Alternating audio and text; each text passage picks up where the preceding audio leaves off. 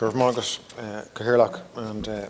firstly, just want to say I'm happy to support this motion from Raised Roof Coalition. It is, I think, useful that the coalition of union, civil society, housing, homeless organisations have come together as part of this campaign.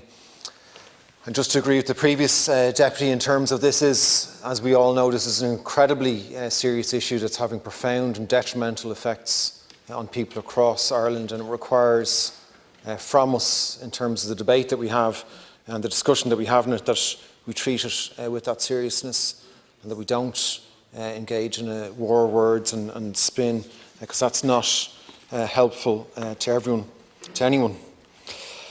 I'm not clear, Cathaoirleach, from the comments of the Minister, whether or not he doesn't think we need 20,000 social, affordable and cost rental homes.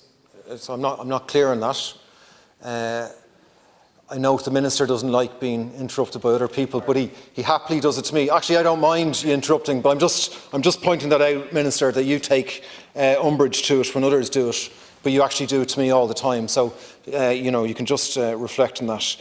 We mentioned in the motions 20,000 social, affordable and cost rental homes, not 20,000 social homes. Perhaps the Minister didn't actually read it. So it's not clear if the Minister thinks that's not possible to do that, but I don't understand how the Minister feels it's possible to do 24,000 homes this year and how we couldn't have 20,000 of those to be social, affordable and cost rental. If we have the capacity to build 24,000 homes, including many that will be owned by investment funds, how come we don't have the capacity? Some of them are going to be high-end, high-rent. If we have the skills and the labour in Ireland to build 24,000 homes, how come we don't have the skills and the labour to ensure that 20,000 of those will be a social, affordable and cost rental? Makes no sense whatsoever. The issue, Cathaoirleach, here with a lot of housing policy in Ireland is that there are far too many measures that are stimulating demand, pushing up prices, pushing up rents, and not nearly enough on the affordability side and on the affordable supply side in particular. We have that from long-term leases are doing that, HAP is doing that, the shared equity scheme is doing that, acquisitions do that, they buy out of a limited pool rather than putting enough resources into affordable supply. That's the issue. And I really wonder, Cathaoirleach, is the Minister serious when he cites uptake in some of these schemes as proof that they're working? Because that should not be a sign of success. The fact that we're in a crisis and a disaster situation and people are understandably going to whatever supports and our schemes are in place does not mean that those schemes are a success or that they're the best use of scarce resources. And if that's how the Minister and the Government is measuring success of their housing policy, we have another problem in housing, because that is not the way it should be measured.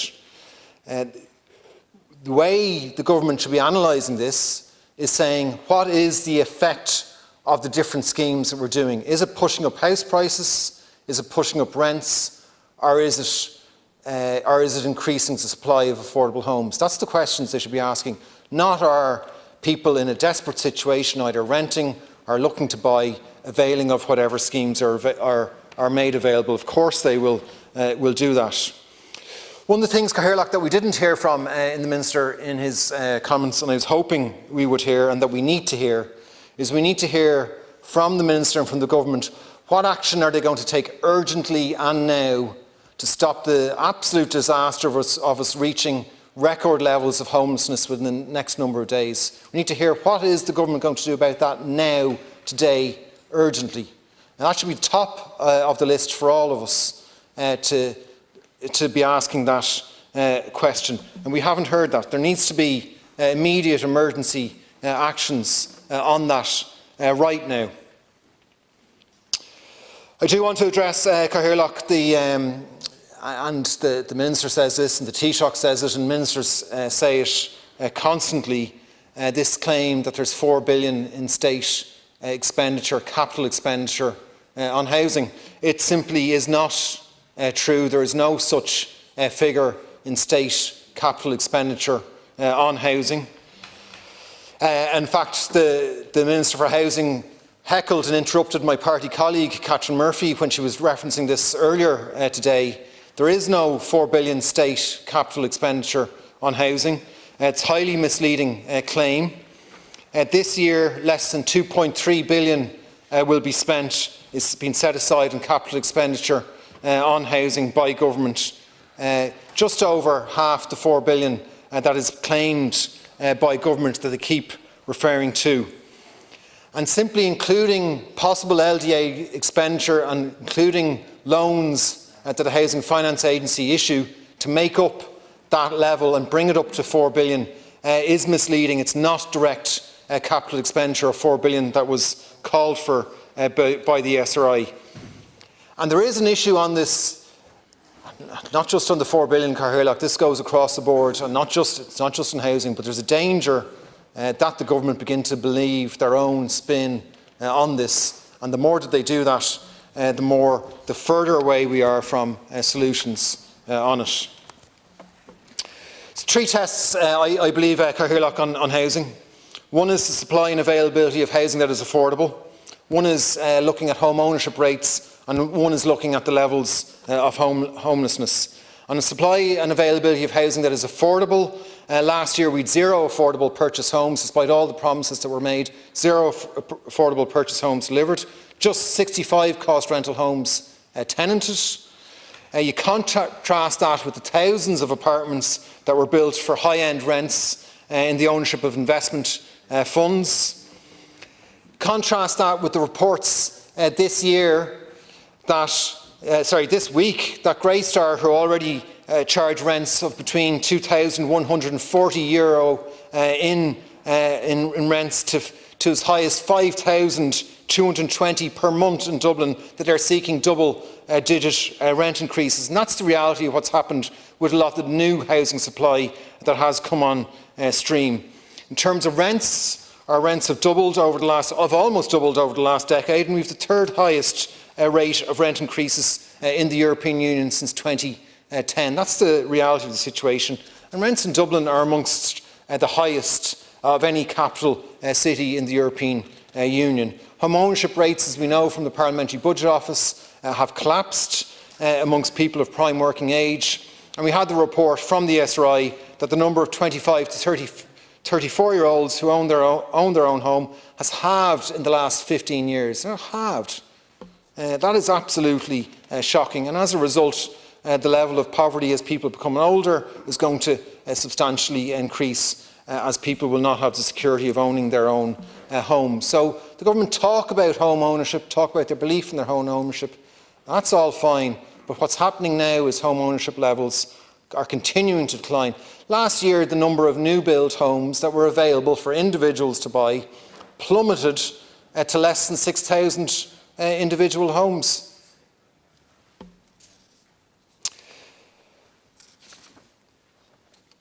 I do want to say, Cathaoirleach, I think there's a lack of urgency in terms of the government's response on this. There's measures. 2017, Fine Gael promised us a tax on vacant homes to help bring them back into use. Still hasn't been brought in. That should be brought in now. That's one of the things we should be doing in the Dáil this week.